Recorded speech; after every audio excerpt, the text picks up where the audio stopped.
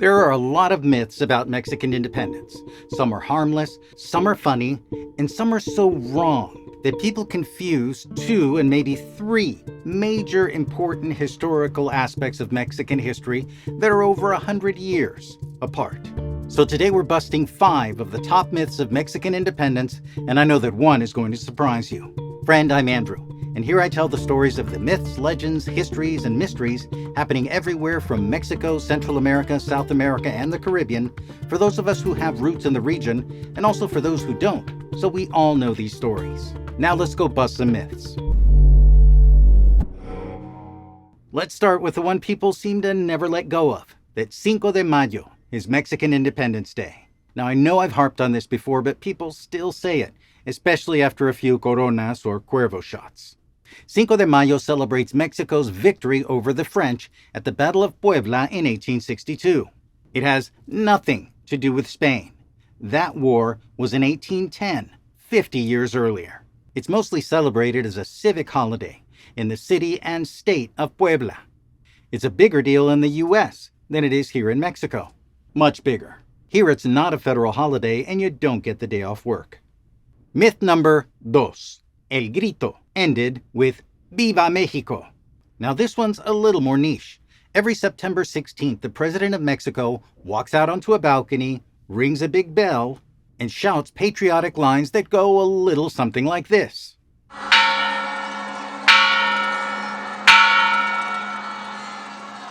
Mexicanos y mexicanas, ¡viva nuestra independencia! ¡Viva Miguel Hidalgo y Costilla! ¡Viva José María Morelos y Pavón! ¡Viva Josefa Ortiz de Domínguez! ¡Viva Ignacio Allende! ¡Viva Leona Vicario! ¡Viva nuestra democracia! ¡Viva México! ¡Viva México! ¡Viva México!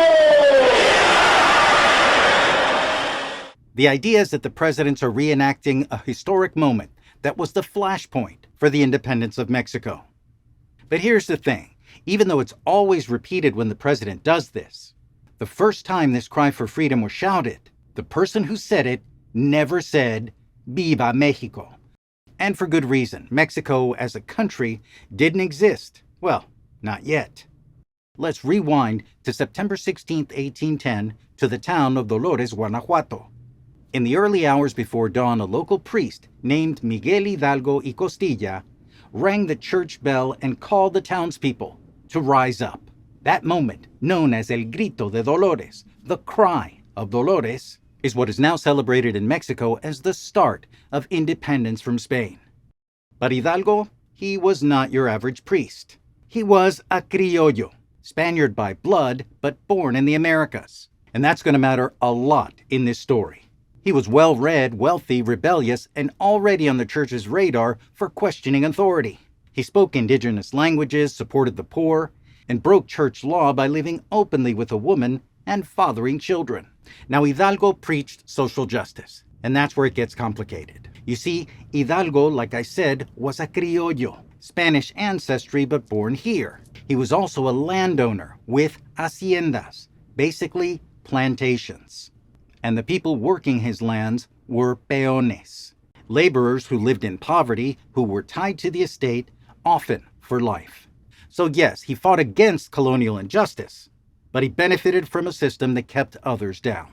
Like a lot of revolutionaries, Hidalgo was a man of ideals and contradictions. Hidalgo had been part of a secret movement to break from Spain. When this movement was discovered, he didn't wait any longer. He rang the bell and shouted a call to arms. But not the one you hear every September here in Mexico. The problem is that there's no 100% reliable record of what he actually said that morning. But according to scholars who have pieced together different versions of what he said that day, it went a little something like this. Viva Fernando VII! Long live Fernando VII, King of Spain. Then came Muera el mal gobierno, death to bad government. Muera los gachupines, death to the Spanish-born elite. Viva la Virgen de Guadalupe, long live the Virgin of Guadalupe. He may have shouted, Viva la América, and again, Muera el mal gobierno. But again, we're not 100% sure. Opinions are divided. But back to this, why shout, long live the king of Spain? Because Napoleon had ousted Fernando VII, and he brought in his brother, Joseph Bonaparte, to replace him. So at first, rebels like Hidalgo claimed to be for the true king, while calling for the removal of corrupt colonial rulers. Was he covering himself politically? Some people think so. But let's be real, what Hidalgo really did was raise an army, seize cities, and defy both crown and church. It was full-on insurrection.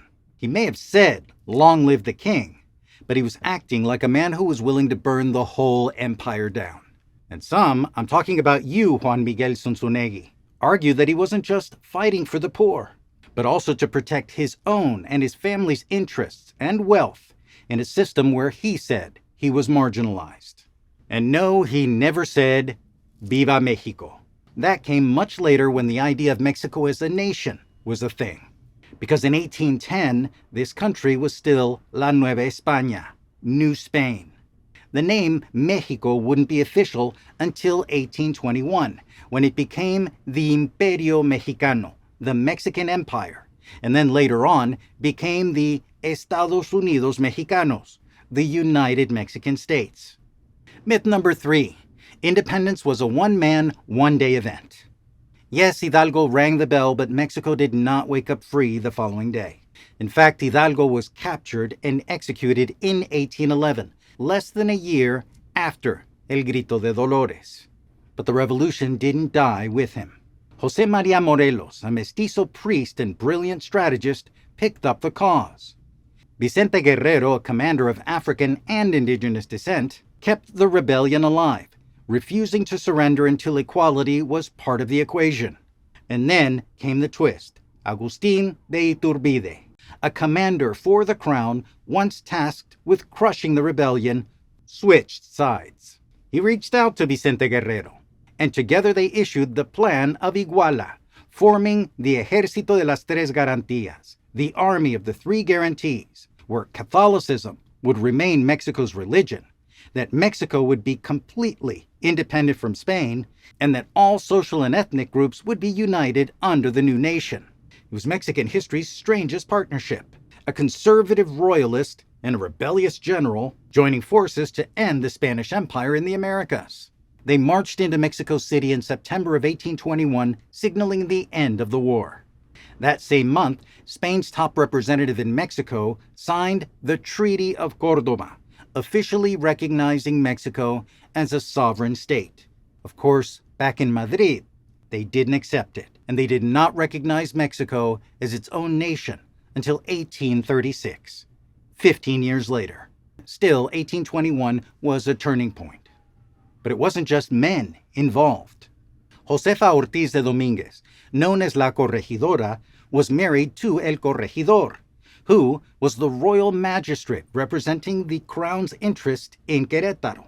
While her husband officially represented the crown, she secretly supported the independence movement. When word reached her that Spanish authorities had discovered the conspiracy to rebel, she risked everything to smuggle a warning to the rebels, helping them escape arrest and push forward with the uprising. Leona Vicario was a wealthy, educated woman and one of Mexico's first female journalists. She used her fortune, her pen, and her courage to support the insurgents by funneling funds, spreading news, and smuggling weapons. Even while pregnant and imprisoned, she refused to give up the cause. This was a decade-long movement powered by rebels, visionaries, and brave women with everything to lose. Myth number 4. All Mexicans supported the war for independence. Well, this is a tricky one because back then, no one actually agreed on what it meant to be Mexican. This was New Spain, and in New Spain, your identity was based on your birthplace, your race, and your caste, not nationality. And we'll do an episode on the caste system in the New World because I think it explains a lot of the actual class system that exists in Latin America. Right now I'll give you the crash course for Mexico during independence. First, there were peninsulares. Peninsulares were Spaniards born in Spain. They held top power and were loyal to the mother country. And then there were criollos. They were Spaniards, but they were born in the Americas. Many were wealthy landowners, but they didn't have access to the top echelons of society, and many resented that exclusion. Some became rebels, like Hidalgo, but others didn't, fearing they could lose more if Spain left Mexico. And there were the mestizos, Spanish and indigenous roots. Many joined the independence movement when they were promised land and justice. And there were the indios, not my words, the indigenous communities.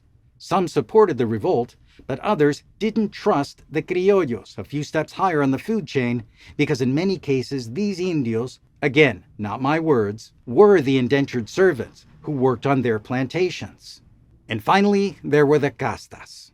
They were a mix of African, Spanish, indigenous, and other roots, and they were heavily marginalized. And it's exactly where I would have fit in Mexico back then. And so we're clear, you did not pick your caste. You were born with it, and you were pretty much locked in it for life. Sure, there were opportunities for mobility, but they were few and far between. So people didn't rise up as Mexicans. They rose up as oppressed workers, indigenous pueblos, ambitious criollos, and desperate outcasts, hoping for a future where they finally mattered. The word Mexicano came after the blood. And finally, myth number 5. Mexican independence and Mexican Revolution are the same thing.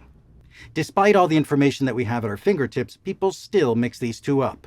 But, as my father would say, no es lo mismo. As we've already seen, Mexican independence was from 1810 to 1821. It was a war against Spanish colonial rule. It ended with the Treaty of Córdoba, and it gave birth to the Imperio Mexicano and then later to the Estados Unidos Mexicanos. The Mexican Revolution was from 1910 to 1920. It was an internal war against dictatorship and inequality. It was aimed at overthrowing Porfirio Díaz, who ruled for nearly 30 years. Díaz rigged elections, jailed opponents, and rewrote the Constitution to stay in power. The revolution was sparked by Francisco y Madero, whose slogan, Sufragio efectivo, no reelección, was a platform against re-election so people couldn't act like Porfirio Díaz and re-elect themselves president all the time. That lit the match. It led to the 1917 Constitution, which promised land reform, public education, and labor rights. Unfortunately, the violence and inequality didn't end when the ink dried, and that battle is still being fought today.